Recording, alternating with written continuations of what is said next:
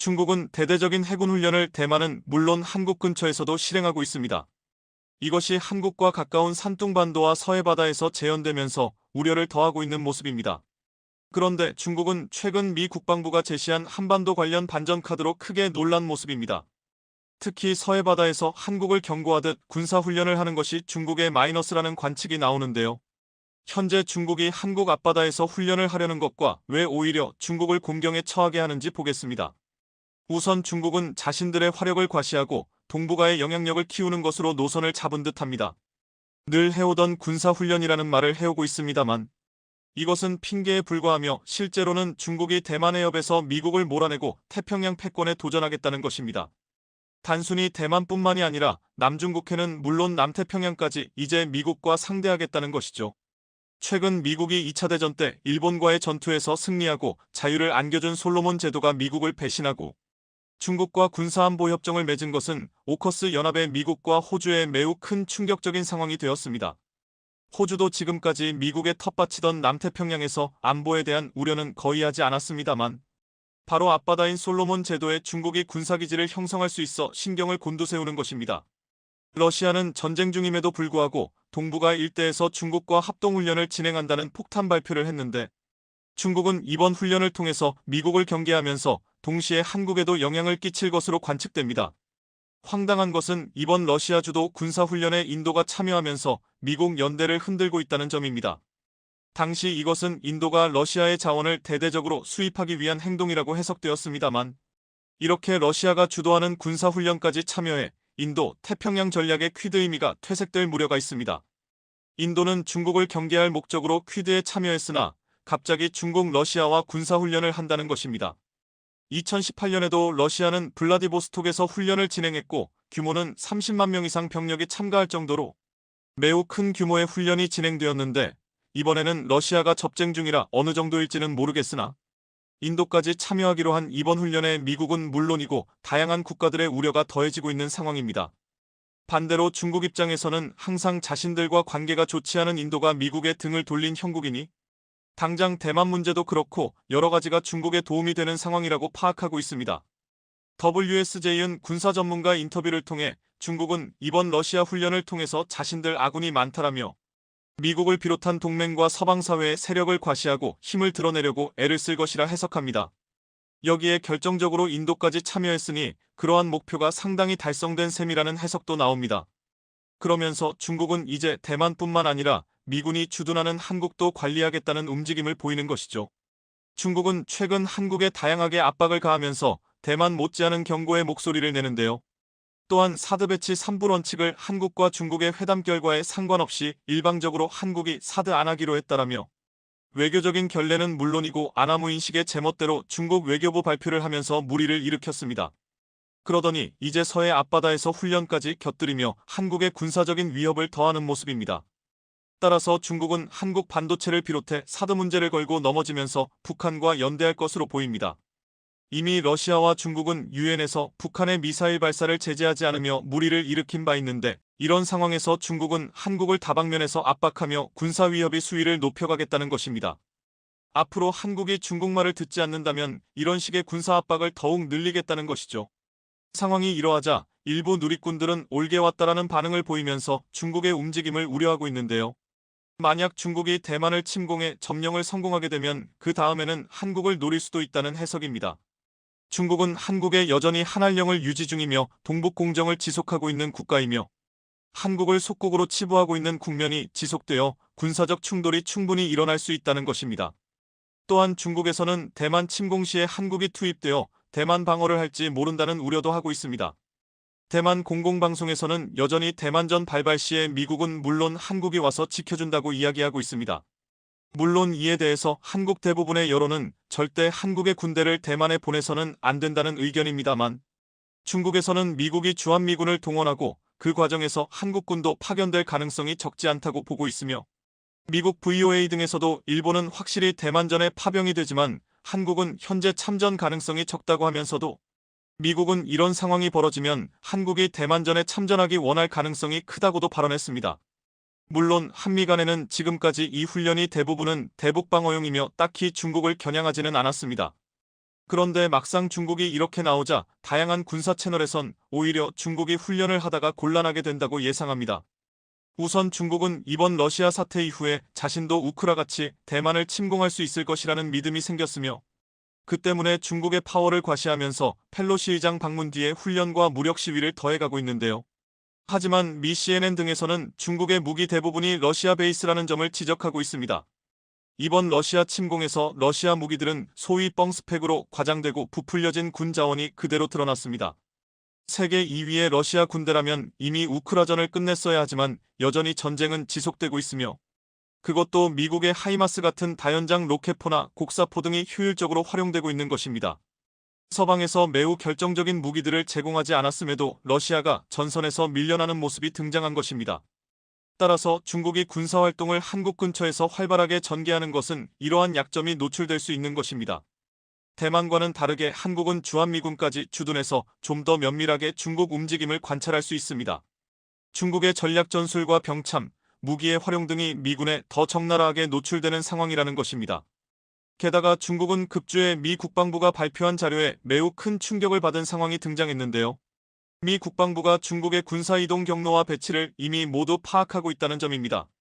중국군은 이를 뒤늦게 눈치를 챘으며 황급하게 중국군의 위치를 숨기려 했습니다.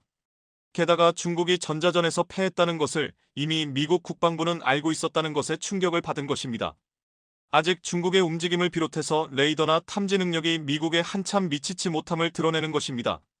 이번 우크라 전쟁에서 러시아 대공미사일인 S-300이 기대 이하의 모습을 보여줬다는 평가가 많은데 중국 대부분의 레이더 장비가 러시아로부터 왔기에 중국은 이번에 미국의 힘을 제대로 느낀 것입니다. 자칫 미군이 주둔하는 한국을 잘못 건드렸다가 중국군의 정보만 대거 누출하게 되는 셈인 것입니다. 게다가 이제 미국뿐만 아니라 한국은 그 사이에 엄청난 국방력의 성장을 거듭하고 있는 상황입니다. 중국의 직접적인 군사 위협은 한국의 기본 국방백서에 적지 않은 변화를 가져오는 양상이 되는 것입니다. 지금까지 대부분 북한에 초점을 맞췄다면 이제는 중국의 실제적인 위협까지 포함하게 되므로 앞으로 국방비 증강은 물론이고 더욱더 군수물자, 생산과 고도화로 그 범위를 확대하게 되는 것이죠. 중국이 서해에서 군사적 위협을 가했을 때를 가정하며 현무미사일과 함정, F-35 운용 등을 논할 것입니다. 결과적으로 중국이 현재 동북아에서 확장을 하려고 군사훈련을 강화하는 모습이 등장하나 한국은 대만과 차원이 다르고 미군까지 주둔하기에 서해바다 훈련은 오히려 잘못 건드린 형국이 되고 있습니다. 또한 부수적이긴 하나 중국의 위협은 오히려 한국 방산이 크게 성장할 기회로도 해석되고 있습니다. 최근 CNN은 한국 방산이 전 세계 4위에 들 가능성을 집중 조명하는 모습을 보였는데요.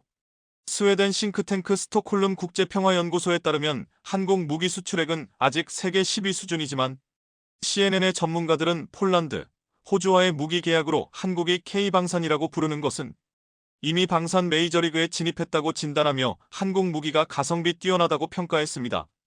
또한 한국은 북한은 물론 중국, 러시아가 둘러싼 위치에서 전쟁 억지력을 위해 몸부림친다며 한국의 무기들은 실제 미국 무기와 견주어 전혀 파워가 떨어지지 않는다고 극찬한 것입니다. 게다가 미국에서는 한국이 무기 생산 능력이 증가하는 것을 크게 반기고 있다는 것입니다. 미국은 현재 우크라만 무기를 지급하기도 허덕이며 국경인 폴란드에는 패트리어트 미사일이 수년간 지연되었는데 이때 한국이 폴란드에 대거 무기를 공급할 계약을 맺어 미국이 짐을 덜게 되었다는 것입니다. 중국이 한국 인근에서 위협을 가해봤자 한국은 이미 전쟁 억지력을 갖춘 무기를 대량 보유 중이며 오히려 한국을 자극해 더욱 물자를 생산해내면서 동북아의 린치핀으로 강하게 된다는 해석입니다. 이와 같이 중국은 한국에 이제 군사 위협까지 가하며 한미연합훈련을 경계하고 있는 모습입니다만 한국을 군사적으로 자극하는 것은 결코 중국의 좋은 선택이 아니라는 해석이 잇따르고 있습니다. 한국에 대한 공격은 이제부터 미국에 대한 공격으로 간주하겠다. 최근 미군 고위 당국자가 한국과 미국의 방위산업이 통합되어야 한다고 발표하며 세계 방산 시장에 큰 충격을 선사하고 있습니다. 이러한 발언과 발맞춘 듯 한국 방산 기업들이 본격적으로 미국 진출을 시작하며 미국 방산 기업들을 집어삼키고 있다고 하는데요. 심지어 세계 최강 미군조차 한국이 주도하는 흐름에 탑승했다고 합니다. 무슨 일이 벌어지고 있는 것인지 자세한 소식 알아보겠습니다. 미국이 핵무기를 주지 않자 한국이 만들어낸 준 핵무기급 무기를 미국에서 따라 만들고 있다고 하는데요. 덕분에 한국에 핵무기를 허락하지 않겠다던 현미 정부의 입장만 우스워지고 말았습니다. 원숭이도 나무에서 떨어질 수 있듯이 세계 최강이라 불리는 미군조차 무기를 개발하면서 가끔은 똥볼을 차는 경우가 있습니다. 대표적인 예시로 주말특급 구축함이 있는데요. 중순양함과 맞먹는 크기인 14,500톤급 구축함인 주말트는 스텔스 구조를 적용해 적의 탐지를 회피하면서 155mm 62구경장 AGS 함포 2기를 탑재해 강력한 지상 공격 능력을 가지고 있었습니다. 세계 2차 대전에서 거포를 달고 활약하던 전함이 현대에 다시 부활한 듯한 함선이었죠. 그런데 미 해군의 상징이 될 거라 기대받았던 주말특급은 순식간에 애물단지로 전락해버리고 말았습니다. 주말특급을 개발하며 급진적인 첨단 설계와 기술을 무리하게 적용하면서 리스크 관리가 전혀 안 된 탓에 개발 시간과 비용이 천문학적으로 늘어났고 막상 진수된 전함도 변화한 현대 전장 환경에 대응하지 못했죠. 미국의 제해권 지배를 공고히 해줄 거라 기대받았던 주말특급은 오히려 미 해군의 발목을 붙잡아 중국이 따라잡을 수 있는 시간만 줘버렸습니다. 최근까지도 막대한 유지비를 소모하고 있는 주말특급을 어찌할지 갑론을박이 오가고 있었는데요. 그런데 최근 주말특급이 도크에 올라 아예 분해가 되고 있는 듯한 사진이 공개되어 화제가 되고 있습니다. 참다 못한 미 해군이 기어코 폐기 처분해버리는 건가 싶었는데 알고 보니 현재 주말특급 두 척에 대한 대대적인 개조가 이루어지고 있다고 합니다. 기존 주말특급의 주무장이었던 AGS 함포를 제거하고 그 자리에 미사일 발사관을 추가로 장착하는 작업이었는데요. 정보에 따르면 주말특급에 새롭게 탑재되는 미사일은 미국에서 개발하고 있는 극초음속 미사일의 함상 버전이 될 거라고 합니다. 무려 87인치짜리 대형 VLS 8개가 새롭게 추가되면서 앞뒤로 총 88셀의 VLS로 막대한 화력을 투사하는 것이 가능하죠. 주말트를 어떻게든 활용하기 위해 큰 체급과 스텔스 성능을 살려 과거 미 해군에서 제한되었던 화력 지원함 아스널 10으로 만들어 나가고 있는 것입니다. 그런데 미국의 이러한 결정이 아무래도 한국을 따라하는 것 같다는 분석이 제기되고 있습니다. 바다 위의 무기고 움직이는 미사일 기지 등으로 불리는 아스널 10은 90년대에 미 해군에서 제한된 개념이었습니다. 미 해군은 아스널 10을 총 6척을 건조할 계획이었으나 해군 내부의 파벌 싸움에 밀려 계획이 통째로 취소되고 말았습니다. 그런데 이렇게 묻히는 듯했던 아스널 10을 한국이 다시 부활시켜 합동화력함이라는 이름으로 개발을 추진하고 있다고 합니다. 지난해 우리 해군은 80발 이상의 함대지 탄도 미사일을 탑재하는 합동화력함을 2020년대 후반까지 3척을 확보하는 계획을 승인했습니다. 개념 설계 사업자로 대우조선이 선정되었고 지난 2023 MADEX에서 대우조선을 인수합병한 하나오션이 합동화력함 모형을 최초로 공개했죠. 공개된 합동화력함의 모습은 왜 한국이 화력 덕후라고 불리는지 그 이유를 확실하게 보여주고 있었습니다. 함수와 한미의 한국형 수직발사대 KVLS 80셀과 고위력 현무용 VLS 15셀, 사거리가 최소 3000km 이상의 중거리 혹은 대륙간 탄도미사일로 추정되는 합동화력함용 미사일 2연장 발사대 2대, 한국형 고체 연료 발사체 발사대 1대까지 총 100셀에 달하는 VLS가 탑재되어 있었던 것입니다. 미사일 탑재량을 극대화하기 위해 함포와 헬기 경납고까지 빼버렸을 정도이죠. 배 한 척에 한 개 함대급 미사일을 탑재한 합동화력함이 불을 뿜기 시작한다면 1000km 이상이 사거리를 가진 미사일 수백 발이 북한을 초토화하게 될 것으로 기대되고 있습니다. 미국이 핵무기를 주지 않는 상황에서 북한이 핵무기를 쓸 틈도 없이 제압하기 위해 한국이 만들어낸 준핵무기급 무기체계라고 할 수 있습니다. 그리고 동시에 아스널 10 계획의 문제점으로 지적받았던 낮은 생존성을 해결하기 위해 해군판 유무인 복합전투체계 네이비시 고스트 체계를 선보였습니다. 네이비시 고스트는 전투 정찰용 무인 수상정, 무인 항공기 등 수상, 수중, 공중 무인 전력을 통해 군의 병력 감소 문제를 해결하면서 연안 전투 능력을 강화하는 데 목적을 두고 있습니다. 또한 자율작전이 가능한 무인 전투정과 무인기를 통한 감시, 정찰로 합동화력함에 부족한 방어력과 정찰 능력을 보강할 수 있는데요. 체계가 완성된다면 무인 수상정으로 보호받는 합동화력함이 무인기를 통해 얻은 정찰 정보로 항공모함급 화력을 투사할 수 있을 것으로 기대받고 있습니다. 미국이 꿈꿨던 진정한 아스널 10이 한국에서 완성되는 것입니다. 한국형 아스널 10의 등장은 해외 군사 관계자들에게 큰 충격을 선사했었습니다. 그동안 첨단 무기 개발의 흐름을 선도하는 국가는 미국이었습니다. 핵잠수함, 스텔스 전투기, 이지스 구축함 등 미국이 먼저 만들면 나머지 나라들이 뒤따라가는 것이 일반적이었죠. 그런데 서방에서 재래식 무기만 잘 만드는 이류 방산 국가로 여겨지던 한국이 대뜸 미국조차 포기한 아스널십을 완성시키며 국제사회에 신흥방산대국의 등장을 알리고 나선 것입니다. 미 해군은 먼저 차세대 전투함 개념을 만들어 놓고선 파벌 싸움으로 날려먹고 한국에 추월당했다는 비판을 받을 수밖에 없었습니다. 미 해군은 다급히 아스널십 개념에 대한 재검토에 들어갔고 그 결과 주말특급을 개조해 유사 아스널십으로 만들겠다는 계획이 통과된 것이죠. 그런데 신규 함정을 건조하는 대신 주말특급을 개조한다는 결정에서 미 해군의 군함 건조 역량이 현저히 떨어졌다는 사실을 재확인할 수 있었는데요. 21세기 들어 미국 조선업이 사실상 몰락하며 미 해군의 신규함 건조 계획도 큰 차질을 빚고 있습니다. 덕분에 자국 건조 원칙을 고수해왔던 미국이 해외의 군함의 수리와 건조를 맡기는 방안을 논의하고 있을 정도인데요. 한국 방산 기업들 역시 이번 기회에 세계에서 가장 거대한 방산 시장인 미국 진출을 위해 백방으로 노력하고 있었고 얼마 전 큰 첫발을 내딛었다는 소식이 전해졌습니다. 국내 최대 방산업체인 한화그룹이 미국의 필리 조선소를 1억 달러 약 1380억 원에 인수하고 나선 것입니다.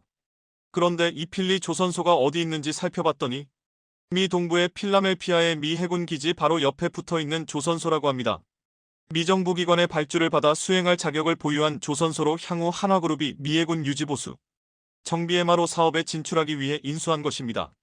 미국 조선소들이 그렇듯 필리 조선소 역시 경영 부진을 앓고 있어 상당히 저렴한 가격으로 인수할 수 있었지만 향후 정상화를 위해 상당한 투자가 이루어져야 할 것 같습니다.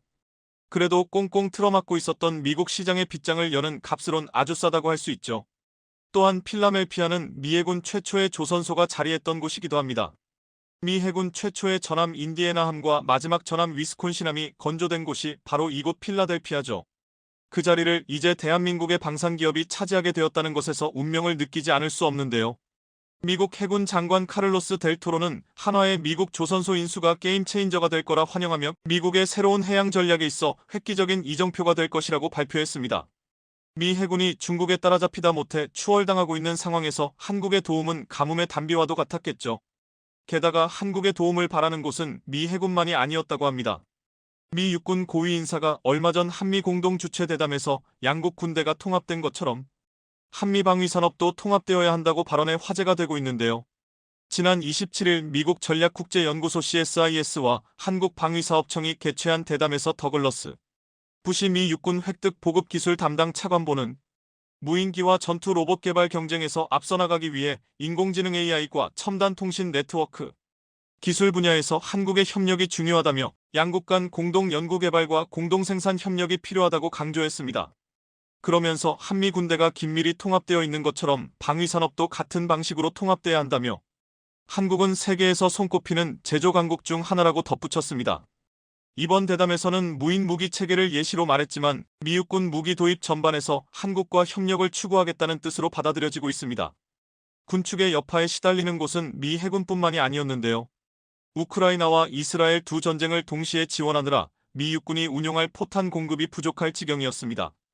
여기에 최근 육군에서 정력적으로 추진하던 차세대 자주포, 크루세이더 개발이 취소되기까지 하며 결국 미 육군도 100% 자체 개발을 포기하고 해외 동맹국과의 협력에 관심을 기울이고 있습니다.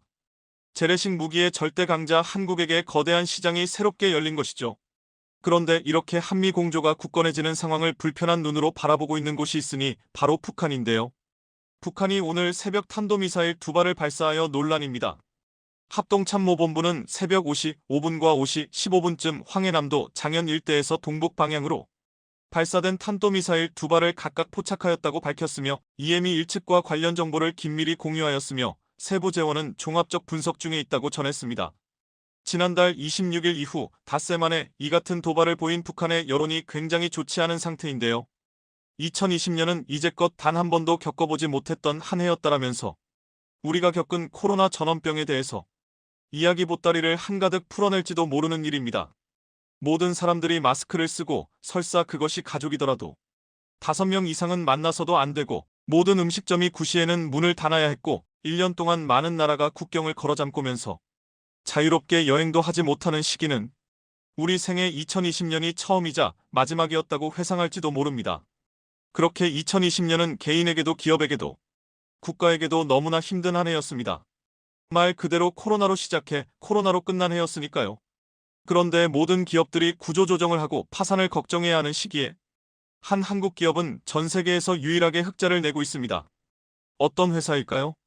1903년 12월 14일 미국의 노스캐롤라이나주 시골 마늘에서 한 형제는 중대한 결정을 앞두고 있었습니다. 과연 형 동생 중 누가 비행기 조총관을 잡을 것인가를 두고 치열하게 고민하다 결국 동전을 던져 결정하기로 합의하고는 동전이 하늘로 던져집니다.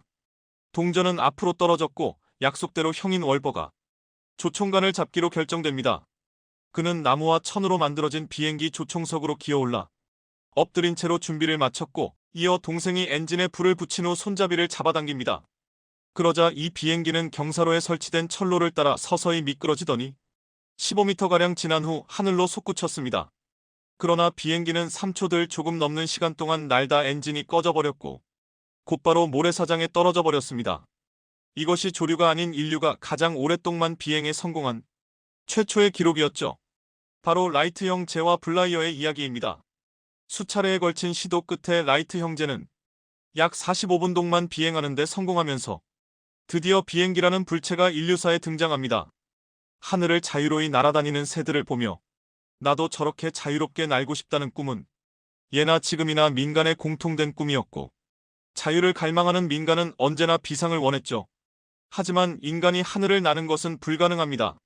새들처럼 날개를 가지고 태어나지도 않았고 더군다나 공중에 뜨는 순간 중력의 영향으로 바닥으로 떨어질 것이 뻔하기 때문에 누구나 원하지만 누구도 하지 못하는 것이 하늘을 나는 것이었습니다.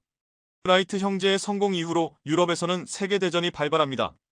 민간이 생존을 위해 모든 노력을 쏟아부어야 하는 전쟁이라는 특수한 상황은 아이러니하게도 많은 기술 말달을 촉진시킵니다. 라이트 형제의 의도와는 관계없이 비행기는 국가방 위차원에서 활용되기 시작했고 실제로 그 기간 동안 비행기 기술은 눈부신 발전을 거듭했습니다. 연합국과 추축국 양측은 모두 20만 대 이상의 다양한 비행기를 제작해 무기로 활용했고 일단 비행기가 뜨는 순간 어떤 무기가 떨어질지 알 수 없어 방공호로 숨어늘어야 하는 무서운 존재가 됐습니다. 이후 2차 대전까지 거치면서 인류의 비행 기술은 나날이 발전했고 날이 갈수록 기술력이 축적되면서 더 크고 더 안전한 비행기들이 등장했죠. 라이트 형제가 뿌린 씨앗은 세계대전을 거치며 열매를 맺었고 전투기의 발전과 함께 여객기의 발전도 이뤄냈습니다. 전 세계 하늘을 날아 여객을 실어 나르는 여객기는 현재 2만 대에 이르며 연간 25억 명의 인간을 전 세계 곳곳으로 데려다 줍니다.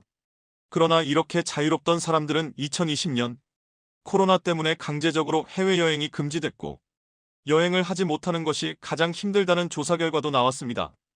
국가가 강제적으로 국경을 봉쇄해버리니 직격탄을 맞은 기업들이 있습니다. 바로 여행사와 항공사들인데요. 지난 2020년 하나님융연구소는 코로나19로 인한 업종별 매출 증감률 분석이라는 보고서를 발표했는데 약 230개 업종 중에서 매출 감소가 가장 큰 업종은 단연 여행사였습니다. 매출 감소 상위 9개 업종에서 여행사, 면세점, 항공사가 각각 1, 2, 4위를 기록했습니다. 여행사의 경우 전년 대비 78%를, 면세점은 73%를, 항공사가 67%를 기록했습니다. 사실 한국을 대표하는 전문 여행사 하나투어, 모두투어, 노랑풍선 등은 2020년 1월을 제외하고는 제로 매출을 기록했습니다. 때문에 대부분의 직원이 유급휴가를 거쳐 무기한 무급휴가에 들어가 말 그대로 개점휴업 상태입니다. 사실 거의 세트로 구성되는 업종이다 보니 여행객이 출면 여행사도, 면세점도, 항공사도 힘든 것은 마찬가지입니다만 한국 항공사들은 지옥 같던 2020년 전 세계에서 유일하게 흑자를 낸 기적을 이뤄냈습니다. 바로 대한항공입니다. 지난 2월 4일 대한항공이 공시한 잠정 설적에 따르면 2020년 매출은 2019년 대비 60.2%에 그친 7조 4,050억 원에 그쳤습니다. 해외여행객을 수송할 수 없으니 어마어마한 매출 감소가 고스란히 이어졌습니다. 그런데 2020년 영업이익은 2019년보다 고작 16.8% 낮아진 2,383억 원을 기록했습니다. 대기업이 영업이익 흑자를 기록하는 건 당연한 것 아닌가 할 수 있지만 2020년은 항공사에게는 최악이었다는 점을 감안했을 때 대단한 선방입니다. 2019년과 큰 차이는 없었으니까요. 특히 4분기 영업이익은 1,465억 원으로 전망치 1,300억을 훌쩍 뛰어넘었죠. 그런데 글로벌 주요 항공사 중 영업이익 흑자를 낸 곳은 딱 한 곳, 대한항공뿐이어서 더욱 놀라웠죠. 미국의 델타항공, 아메리칸 에어라인, 프랑스와 네덜란드의 합작사인 에어프랑스 KLM 그룹은 정부로부터 수십조 원에 날아는 공적자금을 지원받았지만 작년도 영업손실이 무려 10조 원 이상 날 기록했는데요. 대한항공은 오히려 흑자를 기록하면서 부러운 시선을 한몸에 받게 됐습니다. 그렇다면 대한항공은 어떻게 전 세계 항공사 중 유일하게 혹사를 기록하게 된 것일까요? 비결은 화물 운송 덕분입니다. 지난해 대한항공은 화물 운송 매출이 무려 4조 2,507억 원으로 2019년 대비 무려 66.2%나 급증했습니다. 전 세계 주요 항공사들이 여행객이 줄어들면서 비용 절감 차원에서 화물기 운송을 대폭 줄인 반면 대한항공은 오히려 화물 수송을 늘렸죠. 대한항공이 보유한 23대의 대형 화물기를 풀가동시켰고 여객기 2대도 화물기로 개소시켜 여객이 아닌 화물을 실었습니다. 실제로 대한항공이 2020년 여객기를 개조해 항공화물을 운송한 횟수만 무려 4,500편이념죠. 여기에 항공화물운임이 급등하면서 깜짝 실적을 냈습니다. 2020년 말 기준 북미 홍콩 노선의 항공화물운임은 킬로그램당 8,000원으로 2020년 1월에 3,300원과 비교해 2배가 넘게 뛰어올랐습니다. 국제선 운항 편수가 줄고 항공사들이 화물 운송을 줄이면서 공급이 줄어드니 화물운임이 급등한 것이죠. 사실 무역 거래를 위한 화물 운송에 있어서 항공기는 그렇게 큰 메리트가 없는 운송수단입니다. 운임이 비싸기 때문이죠. 그래서 운임이 좀 더 저렴하고 많은 수량을 적재할 수 있는 선박을 이용한 해상 운송이 주를 이루는데요. 한국의 경우 수출입 화물의 99.7%가 선박을 통해 운송되고 있으며 원유와 철광석, 석탄 등 원자재는 100% 해상 운송에 의존할 수밖에 없습니다. 항공기는 선박에 비해 시급을 요하는 불품이나 고가의 귀금속을 운송하는 것이 일반적이지만 선박의 가장 큰 단점은 거리에 따라 한 달 이상이 소요될지도 모르는 운송기간입니다. 우리가 택배를 시키면 빠르면 오늘 저녁, 늦어도 내일은 받았으면 좋겠다는 희망을 갖는 것처럼 수입화주의 입장에서도 가능하면 빨리 화물을 받고 싶은 것이 인지상정입니다. 하지만 항공기로 운송하려면 운송기간이 짧은 반면 운임이 너무 비싸고 공간이 협소한 관계로 충분한 화물을 운반할 수 없는데요. 그러나 대한항공은 여객을 운송할 수 없게 내사 항공화물의 난점을 보완하기 시작했죠. 즉 사람이 앉아야 할 기내 좌석에 화물을 싣는 발상의 전환을 한 겁니다. 지난 2020년 6월 11일 대한항공은 코로나 여파를 타개하려는 방책으로 기내 좌석 공간에 화물을 수송하는 결정을 내렸습니다. 인천에서 출발해 시카고로 향하는 여객기에 사상 최초로 카고시트백을 장착한 것이죠. 총 167만 장의 마스크를 담은 카고시트백은 기내 좌석에 짐을 실을 수 있도록 특별히 주문 제작했죠. 카고시트백 한 개당 225kg의 화물을 담을 수 있는데요. 인천공항 역시 항공업계의 위기를 지원하기 위해 카고시트백을 항공화물용 장치로 인정해 신속히 통관이 이루어지도록 했고 관세 등 세금도 면제해줬죠. 이전까지는 기내의 오버헤드빈을 활용해 화물을 운송한 적은 있었지만 손님이 제로인 상황에서 기내 좌석을 활용하기로 결정했습니다.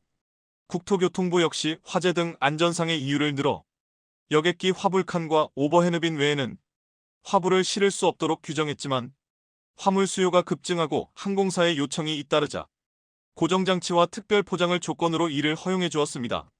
코로나 여파로 항공사의 매출이 급감하는 상황에서 어떻게든 살아보고자 선택한 방법인데 글로벌 항공사들이 모두 손 놓고 있을 때 대한항공이 발상의 전환을 통해 오히려 새로운 수익 모델을 만들어 모범이 됐습니다. 대한항공은 사실 몇 년패 갑질 및 가족 간의 경영권 분쟁으로 대내외적으로 상당히 시끄러웠던 기업입니다만 이런 발상의 전환으로 흑자를 기록하는 것은 상당히 잘하고 있다는 생각입니다. 얼른 코로나가 종식돼서 모든 이들이 자유롭게 다시 여행을 하는 날이 오기를 기대해봅니다. 최근 가자 지구의 밤하늘에서 찍힌 폭죽쇼에 전 세계가 깊은 우려를 나타내고 있습니다. 마치 불꽃놀이를 연상케 하는 이 화려한 장관의 정체는 아이언돔이라 불리는 이스라엘의 방어 시스템으로 하마스 측이 발사한 3,000발의 로켓 중 99%를 격추하는데 성공하는 놀라운 위력에 감탄하는 한편 이것이 향후 양측의 더욱 거센 충돌을 야기할 것이라 미국과 유럽연합은 당장 군사행동을 중단하고 신중한 대화로 해결할 것을 촉구했습니다. 하지만 애초에 말이 통하지 않는 그들의 분쟁을 막을 수 있는 유일한 방법은 결국 무기 수입 원천 차단을 통한 강제 휴전일 뿐, 놀랍게도 그 배후엔 전혀 예상치 못한 국가가 버티고 있었으니 그것은 바로 한국이었죠. 이스라엘과 팔레스타인의 무장정파 하마스의 무력 충돌이 어느덧 2주째에 접어드는 가운데 현지 언론들은 이스라엘군이 본격적인 반격에 나서고 있다고 설명하며 그 대상으로 가자 지구 전역의 지하터널과 하마스 지휘소 로켓포 발사대 등의 집중 포격을 이어가고 있음을 전했습니다. CNN에 따르면 하마스 고위 관계자의 말을 인용 이스라엘군과의 휴전 합의가 목전에 있다며 조만간 양측의 충돌이 중단될 것으로 예상했지만 이스라엘은 여전히 휴전 협정의 가능성에 대해서 언급하지 않고 있고 목표가 달성될 때까지 이번 군사작전을 계속하기로 결정했다는 네타냐후 이스라엘 총리의 발언과 공식적으로 분쟁을 중단하려는 어떠한 열의도 보이지 않고 있음에 따라 세계 각국의 정상들은 현재 이어지고 있는 폭격이 단기간에 끝나지 않을 것이라며 심각한 우려를 표하고 있습니다. 그도 그럴 것이. AP통신에 따르면 이번 이스라엘의 보복 공습으로 가자 지구에 거주하던 피난민들이 5만 명이 발생했는데 이 중 4만 7천 명이 현재 유엔이 운영 중인 학교에 마련된 임시 거처에서 생활하고 있는 와중에 의료 장비와 식수 등이 매우 부족하고 좁은 학교에 워낙 많은 인원이 몰리다 보니 코로나 관련 방역은 아예 엄두조차 내지 못하는 최악의 상황이라고 밝히기도 했죠. 고작 며칠에 걸친 충돌이었지만 도시 일부에서는 괴멸에 가까운 피해도 보고되고 있습니다. 옌스 라이르케 대변인은 가자 지구에만 132채의 빌딩이 무너졌고 316채의 건물이 심하게 훼손됐는데 이중 병원 6개와 9개의 보건센터도 포함돼 있었기에 부상당한 시민들마저 직접적 위험에 노출돼 있고 유엔 안보리의 어떤 조치도 시기적절하지 않고 분쟁을 축소하는 데 도움이 되지 않을 것이라며 보다 적극적인 국제사회의 개입을 촉구했습니다. 하지만 정작 이스라엘은 이번 국지전을 진심으로 즐기는 모습을 보여 전 세계를 경악하게 만들고 있는데요.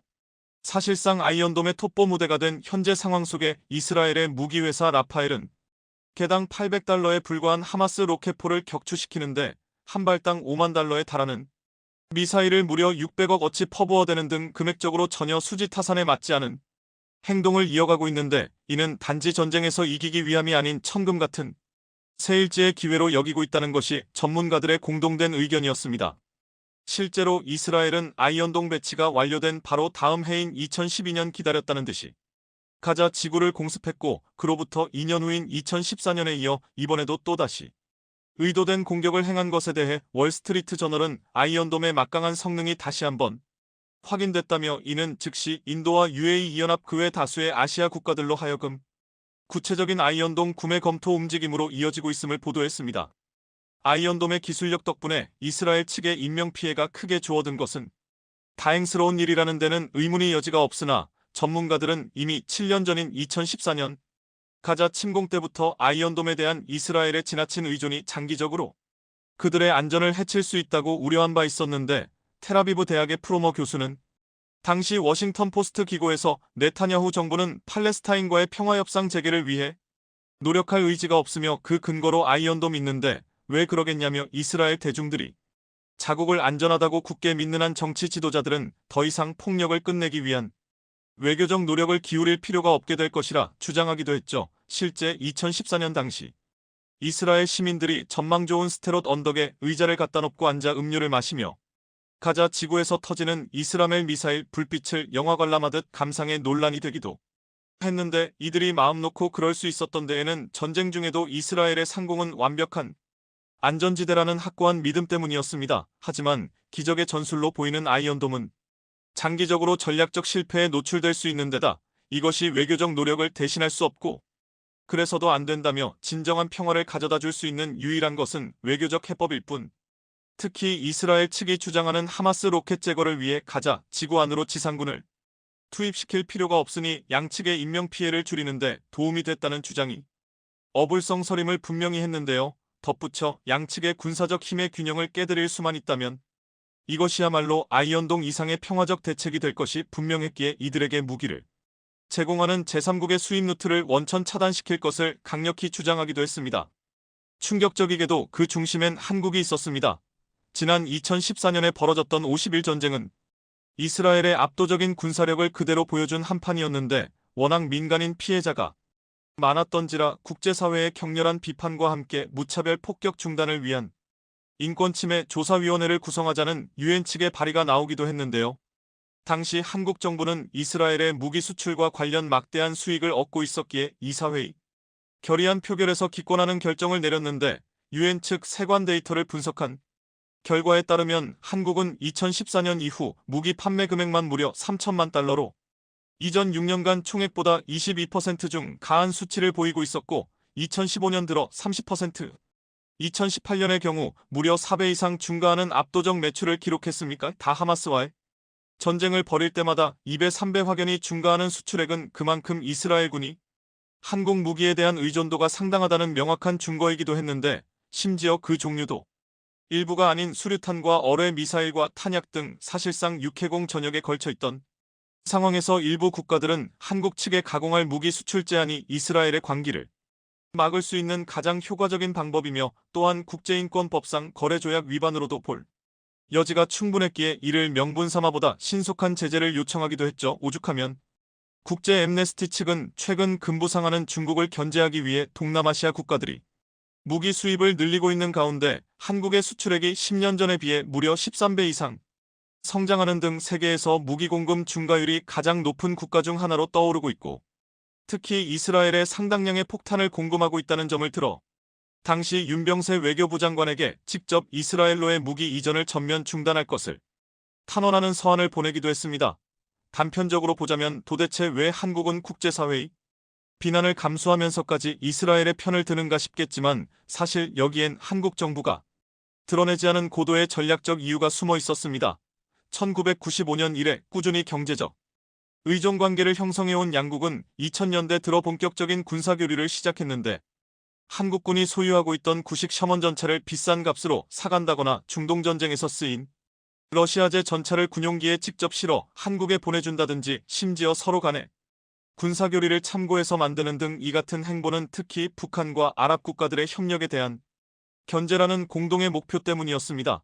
적대국에 둘러싸여 있다는 공통점으로 누구보다 한국의 상황을 제대로 이해하고 있는 이스라엘은 현재 세계 각국에서 아이언돔에 관한 구매 문의가 폭증하는 와중에도 가장 먼저 한국 측의 아이언돔에 관한 자세한 설명과 더불어 관련 방공체계를 갖출 것을 진지하게 조언하기도 했는데요. 이스라엘 피셔 항공우주전략연구소 측은 최근 미국의 북한 전문 매체 NK뉴스에 기고한 그래서 적극적인 방공에는 적지 않은 비용이 들긴 하나 북한을 이웃에 둔 채로 아무런 준비를 하지 않는 리스크 비용이 훨씬 더 크다고 말하며 아이언돔을 갖추면 북한이 강력히 반발할 수 있겠지만 이것은 그저 방어체계일 뿐 북한을 공격하는 무기가 아니기 때문에 남북 간의 긴장을 완화할 수 있는 더할 나위 없는 수단임을 강조하기도 했습니다. 정리하자면 이스라엘군의 무기를 수출하는 행위는 분명 국제사회의 비판을 초래할 여지는 충분하나 이미 사방의 적이 포진해 있는 한국은 단 하나의 동맹국이라도 절실한 상황이고 더욱이 그 대상이 세계 최강 중 하나인 이스라엘이라면 천군만마를 얻은 셈 실제로 최근 이스라엘이 먼저 나서 한국의 아이언돔 전수에 대한 긍정적인 사인을 보내자마자 국방부 측은 향후 5년간 국방중기 계획을 발표함과 동시에 수도권 방어 전력으로 아이언돔 실전 배치 계획을 발표하기도 했죠. 일각에선 이스라엘의 엇나간 행동을 돕고 있는 한국에 비난을 가하고는 있지만 국제 정세라는 것이 그렇게 단순하게만 생각할 수는 없는 법. 한국의 무기 수출은 이스라엘로 하여금 한국에 대한 의존도를 높일 수 있고 더불어 그들의 신기술을 들여올 수 있는 명분이 되기 때문에 유독 일본과 북한이 격한 반응을 보이는 것도 나름대로의 이유가 있었던 셈이었죠. 일본 노토반도를 강타한 대지진으로 지난 10일 기준 206명이 사망하고 2만 6천여 명에 이르는 이재민이 발생한 것으로 나타난 가운데 엎친 데 덮친 격으로 일본이 새로운 코로나 위험 지역으로 급부상하고 있습니다. 이시카와현 노토반도 지진 피해 지역에서 있는 임시 대피소의 열악한 환경으로 단수가 된 지 오래고 추위까지 덮치면서 위생이 악화돼 감염병이 확산되고 있기 때문입니다. 지진에 따른 피난 생활이 장기화되자 대피소에서 지내던 주민들 가운데 첫 사망자까지 나왔습니다. 일본은 노토반도 지진에 의한 이재민의 피난소 등에서 약 30명이 노로바이러스 등 소화기 감염증에 걸렸다고 발표했습니다. 구토와 설사, 복통, 발열 등을 유발하는 도로바이러스는 매년 겨울철에 유행하는 장관 감염증으로 오염된 물이나 어패류 등의 음식물 섭취나 이미 감염된 환자와 접촉할 경우에 주로 감염되는데요. 특히 눈에 띄는 점은 피난소에서 신종 코로나 바이러스와 독감 등 호흡기 감염증 감염도 급격히 확산되고 있다는 점입니다. 그럴 수밖에 없는 게 지금 이시카와현 주변 지역 피난소에는 피난민 2만 8천 명이 있는데 이들은 지자체가 마련한 대피소에 피난민이 넘쳐 상당수가 비닐하우스 등에서 일주일 넘게 영하의 날씨를 견디고 있습니다. 이시카와현에 있는 400곳의 대피소 중 절반 이상이 피해자들이 자체 마련한 미지정 임시 시설일 정도로 피해 지역은 피난소 마련조차 애를 먹을 정도인데요. 이들에게 구호 물품을 전달하려고 해도 지진으로 인한 도로 파손과 단전, 단수로 인해 기본적인 감염병 예방을 챙길 형편이 안 되고 있습니다. 일본 정부는 피난민들에게 마스크 착용을 포함한 기침 예절과 손가락 위생에 대한 배려, 환기 등을 가능한 범위에서 실시해달라고 당부하고 있지만 열악한 상황에서 피난소에서 첫 사망자도 나왔을 정도로 스트레스가 극심한 상황에서 기침 예절을 신경 쓴다는 게 애초에 말이 되지 않습니다. 지난 9일 이시카와현 와즈마시는 대피소에서 생활하던 피난민 한 명이 사망했는데 사망 경위 등은 구체적으로 알려지지 않았습니다. 다만 대피 생활에 따른 지병 악화와 피로, 정신적 스트레스로 사망하는 재해 관련 죽음의 위험이 높아지고 있다는 것을 말해주고 있습니다. 지진이 많은 일본에서는 재해 관련 죽음은 과거에 있었던 숱한 재난에서도 풀어야 할 과제로 여겨졌습니다. 이미 276명이 사망한 구마모토 지진에서는 붕괴된 건물에 깔려 숨진 직접사가 50명이었지만 재해 관련 사망자, 즉 재해사는 직접사의 4배가 넘었던 것입니다. 일본은 선진국인 것처럼 보이지만 정작 위기 상황이 발생하면 제대로 갖춰진 시스템이 없다는 사실이 이처럼 일본의 지진 피난소를 중심으로 코로나19와 같은 감염병 환자가 크게 늘고 있다는 소식은 일본에게 치명적입니다. 이미 팬데믹 기간 중에 일본은 응급실이 부족해 구급차 안에서 코로나 환자가 사망하는 사례가 나오는 등 감염병 관련 위기 능력이 떨어진다는 사실이 입증된 데다가 현재 미국과 유럽에서 변이 코로나가 재확산되고 있기 때문입니다. 만일 지진 발생 지역에 코로나 변이가 생긴다면 일본은 코로나19 팬데믹 당시 보여준 대로 의료 붕괴를 피할 수 없게 됩니다. 최근 미국에서 새로운 코로나19가 다시 확산되고 있다는 것을 반영하는 지표가 나왔습니다. 워싱턴 포스트는 지역사회 코로나19 감염 확산의 지표 중 하나인 하수 샘플의 바이러스량을 분석한 결과를 토대로 2022만 2023년 겨울 수준의 감염 확산이 있을 수 있다고 내다봤습니다. 하수 역학조사 전문 기업인 바이오봇의 전문가 마리사 도넬리는 하수 추적 조사 결과를 근거로 지금 하수에서 정말 높은 비율의 코로나19 바이러스를 본다. 면역력이 저하됐거나 심각한 증세로 악화할 수 있는 위험 요소를 가진 사람들이 우려되기 시작했다고 밝혔습니다. 워싱턴 포스트는 미국을 포함한 각국에서 새 주종으로 부상한 JN1이 코로나19의 하위 변이로서 백신을 접종했거나 감염으로 항체가 생긴 사람들까지도 감염시킨다고 보도했습니다. 미국의 의사들과 공중보건당국자들은 각급 학교의 개학과 직장별 신년 업무 개시와 더불어 코로나가 더 확산할 수 있는 것으로 보고 있는데요. 코로나19는 미국에서 계절 독감과 비슷하게 간주되고 있지만 여전히 가장 많은 입원 사례를 유발하는 호흡기 질환입니다. 랜디 코언 질병통제예방센터 국장은 3대 주요 바이러스 가운데 코로나19가 여전히 가장 많은 입원 사례를 유발하고 있다고 전했습니다. 이래서 미국의 뉴욕, 캘리포니아, 일리노이, 매사추세츠 등 4개 주에서 다시 마스크가 등장했습니다. 미국의 4개 주에서는 이미 호흡기 질환의 증가 속에 마스크 착용 의무화할 정도로 환자가 급증하고 있다는 반증입니다. 유럽도 마찬가지입니다. 독감 같은 호흡기 질환이 다시 증가하는 가운데 스페인이 코로나19의 확산을 막기 위해 전국 의료시설 내 마스크 착용을 의무화하기로 했습니다. 스페인은 지난 2020년 코로나19 대유행 초기에 특히 큰 피해를 입은 나라였습니다. 그래서인지 유럽에서 마스크 착용 의무화를 가장 오래 시행하기도 했는데요. 대중교통 내 마스크 착용 의무화가 지난해 2월까지 유지됐으며 병원 등 의료시설 내 착용 의무화는 지난 7월까지 유지됐을 정도였습니다. 이탈리아, 포르투갈도 마찬가지입니다. 코로나19와 독감 환자가 크게 늘고 있고 특히 이탈리아에서는 지난해 연말 마지막 2주 동안 코로나19 등 호흡기 질환 발생률이 인구 1000명당 17.517, 7명을 기록해 사상 최고 수준을 기록했습니다. 이처럼 미국과 유럽에서 코로나19 확산세가 심상치 않은 가운데 한겨울에 지진이 강타한 일본은 열악한 대피소에서의 생활이 길어지면서 주민들의 건강이 악화되고 면역력이 저하되고 결국 감염병 급증에다가 심지어 사망자까지 나오는 등 지진 이후의 2차 피해까지 발생하고 있는 상황입니다. 현재 이시카와현 내에서 피난소에 대피한 주민은 28,160명에 달하는데 왕래가 어려운 고립 지역의 주민 수는 3,345명에 달합니다. 노토 강진 직접 피해도 컸지만 이후 찾아온 강추위와 폭설도 피난민의 어려움을 가중시켰기 때문입니다. 지진으로 도로가 끊긴 상황에서 적설량 10cm를 넘는 많은 눈마저 내리자 피난민에게 식량과 담요 등 필요 물자를 제때 전달하기 어렵다고 하는데요. 다케미 게이조 후생 노동상은 이시카와현 내 대피소와 고령자 시설에서 어제까지 노로바이러스 등 소화기 감염증 환자가 30명가량 확인됐다고 밝혔습니다. 일본 정부는 국립국제의료연구센터에 감염증 전문의 2명 등 지원 인력을 현지에 급파했습니다. 또 대피소에 머물고 있는 피난민 가운데 13명이 코로나19에 감염됐고 일부 대피소에서는 독감 감염자도 발생했지만 감염자를 격리할 공간이 마땅치 않아 관리에 어려움을 겪고 있다고 알려졌습니다. 이시카와현은 대피소에서 감염자가 나올 경우 미감염 상태의 주민을 노토반도박 가나자와시 등으로 옮겨 분리하는 방안 등을 검토하고 있다고 하는데요. 현실적으로 여러 명이 공동생활하는 대피소에서 이런 사후 분리 방식은 아무런 도움이 되지 않을 것이라는 것이 전문가들의 예상입니다. 감염병 확산을 막기 위해서는 정확한 검사와 정보 공개, 발빠른 격리가 선행되어야 하는데 도쿄올림픽 당시 혼란했던 사례를 봤을 때 과연 일본 응급의료 체계가 이를 뒷받침할 수 있을지 의문입니다. 그런데 상황이 악화되자 그동안 일본이 자랑거리로 내세우던 민도마저 중국화되는 현상이 벌어지고 있습니다. 일본의 한 유명 인플루언서가 지진으로 고통받고 있는 피해 지역 주민들에게 성인용품을 보내 논란에 휩싸인 겁니다.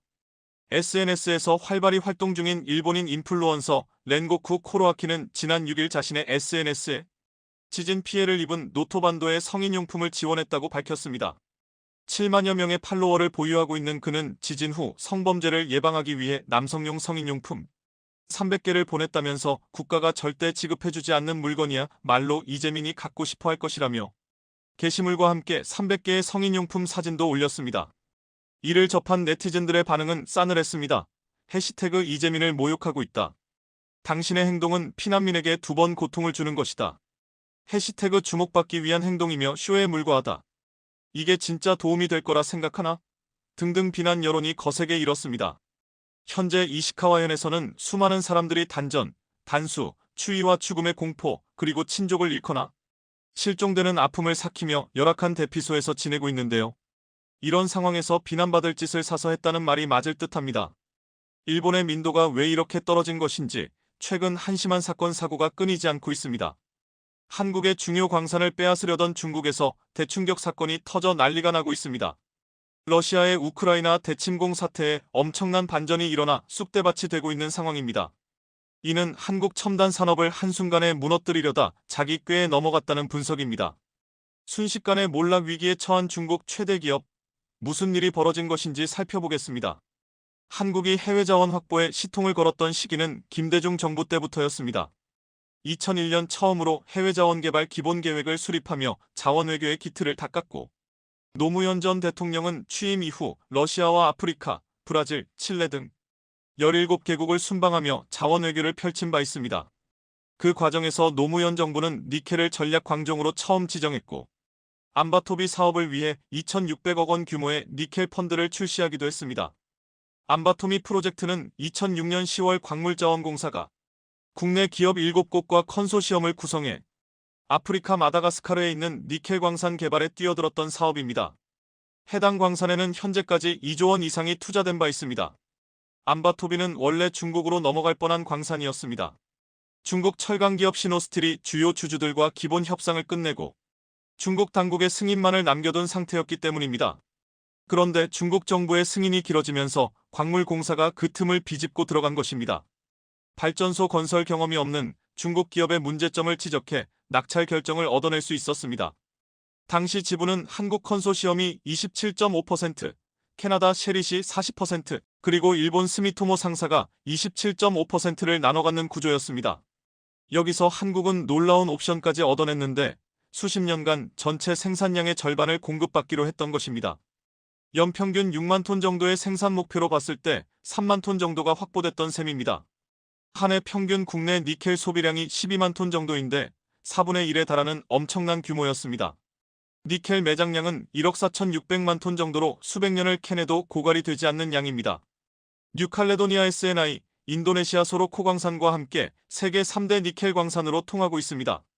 국가별 니켈 광석 매장량은 인도네시아, 호주, 브라질, 러시아 순으로 나타나고 있지만 단일 광산으로는 암바토비를 무시할 수 없는 수준인 것입니다.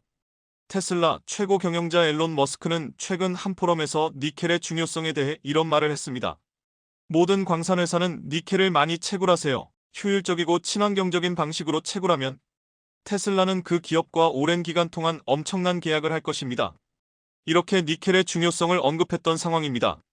전기차 생산의 선두주자인 테슬라는 자동차 1대당 약 30kg의 니켈을 사용합니다.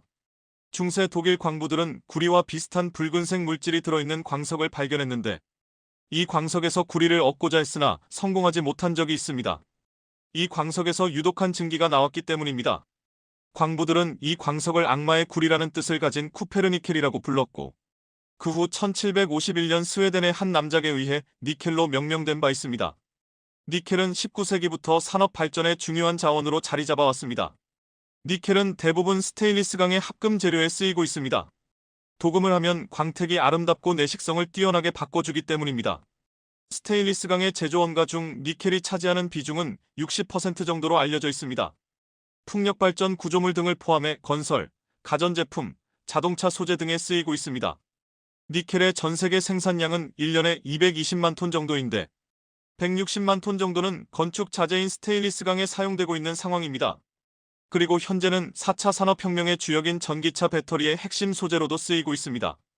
보통은 니켈, 코발트, 망간을 8대 1대 1 정도로 배합해 제작하고 있습니다. 최근에는 니켈 함량이 더 높은 자동차용 하이니켈 배터리까지 개발되고 있는 상황입니다. 니켈 양극재의 함량을 늘리면 에너지 밀도를 높일 수 있기 때문입니다. 배터리에는 리튬을 포함해 양극재, 음극재, 전해질, 분리막 등 4가지 핵심 소재가 들어갑니다. 배터리 생산 비용의 7,080%가 원자재 가격과 연동되고 있습니다.